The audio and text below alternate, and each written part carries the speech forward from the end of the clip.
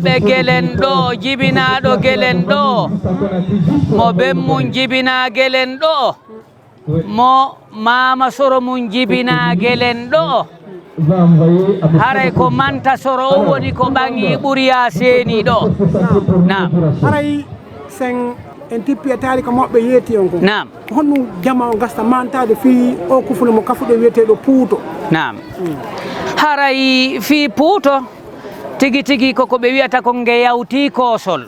D'abord, je rappelle que Gueleng est l'un des berceaux du Pouto dans le Fouta. Je suis né là. Mon père, mon grand-père, le père de celui-ci, c'est le 4e arrière-grand-parent qui a quitté Ouria pour venir s'installer ici à Gueleng. Notre travail, c'est de confectionner le Pouto à la base. Maintenant, parler du Pouto, c'est parler d'un patrimoine très vaste. Son élargissement, sa célébrité ont dépassé les frontières. Le Pouto est un patrimoine culturel de tout le Guinéen, où qu'il soit. C'est l'un des tout premiers patrimoines du Guinéen. C'est devenu une identité pour nous. Si vous prenez les écharpes que les Saoudiens portent ou les habitants du Golfe, à commencer par le petit foulard qu'on appelle Otra, l'écharpe Kala. Avant, nous avons pensé que c'est une couronne pour le pèlerin. Finalement, nous sommes arrivés à la conclusion que ce n'est nullement une couronne. Il n'y a pas de couronne pour le pèlerinage. C'est le Coran qui a droit à une couronne, mais pas le pèlerinage. Mais le port des écharpes est devenu un patrimoine vivant pour le monde arabe.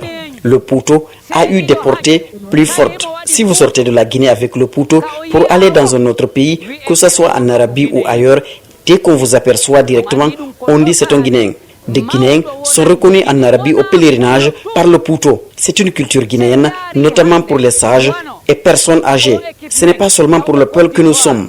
Et au moment l'équipe nationale guinéenne de football est allée en compétition, tous les membres ont enfilé le lépi et le Pouto. C'était une belle combinaison. Cela avait montré que le Pouto n'est plus la culture peul seulement, mais la Guinée entière. e harande si mandama ɗo ko hade ko ende ko wuddu woyte ko berceau nam ko humindiri Gueleng ɓuuri ya e puutorno no gelorɗon non. Comme beaucoup le savent, Karamoko Alpha Mutimbo, c'est derrière nos villages qu'il a été initié au Coran.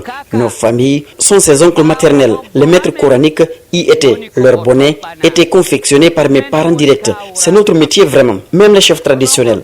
Nos parents sont partis à Bouria avec cette maîtrise du coton au filage jusqu'au bonnet. À leur arrivée à Gueleng, c'est à l'emplacement de ce fromager, c'est ici le berceau de Gueleng.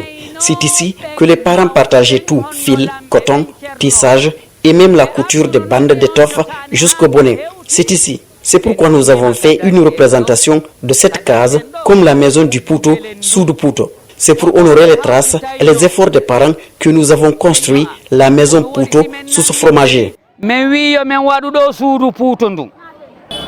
Piiji buno yewtede ka réseaux sociaux no woniri non Pouto hande yaaji ha feƴƴiti kono menen ko men mandi e ko men nani mawɓe amen no yewta. Aujourd'hui, des choses sont dites sur les réseaux sociaux. Cela explique la grandeur du Pouto. Si une chose fait l'objet de débat et d'intérêt, ça veut dire que son usage dépasse de loin son origine. Maintenant, selon l'histoire du Fouta transmise par nos parents, le Pouto était réservé à 3 personnalités. Le premier, Alpha Diong, le chef, le Tchernoyo, chef religieux ou maître coranique, le sage. Enfin, le Maud Ogorol, le doyen de la lignée ou du village. Le sage le portait de façon ouverte, laissant toute la longueur ressortir. La différence, ils ajoutent le turban sur la ceinture du Pouto qui englobe la tête. Le doyen de la lignée réduit le Pouto à un niveau égal sur le pourtour du bonnet. Quant au chef, il réduit juste la devanture du Pouto vers le front, laissant par derrière la barre levée. Mais avant eux, tous baissent le bonnet jusqu'au niveau des oreilles. Contrairement à la période où nous vivons ici, nous portons par fantaisie juste pour poser le bonnet sur la tête, comme je le porte ici. Aujourd'hui, le Pouto n'est plus pour une catégorie de personnes. Son port est ouvert à tout le monde. Chacun le pose sur la tête selon sa convenance. L'important, c'est l'identité.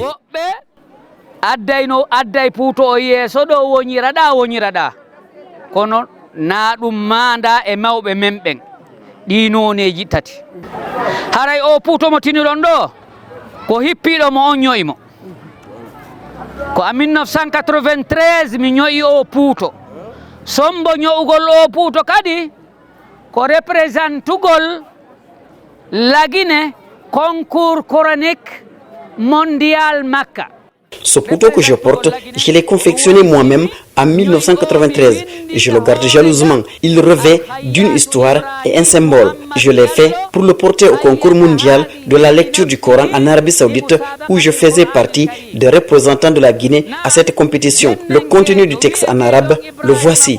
Ibrahim Mamadou Diallo a fait ce couteau pour lui-même afin d'aller représenter la Guinée au concours du Coran en Arabie Saoudite. La date est aussi marquée en 1993. Siondari e hoore makko no windi date on kad no windi en 1993.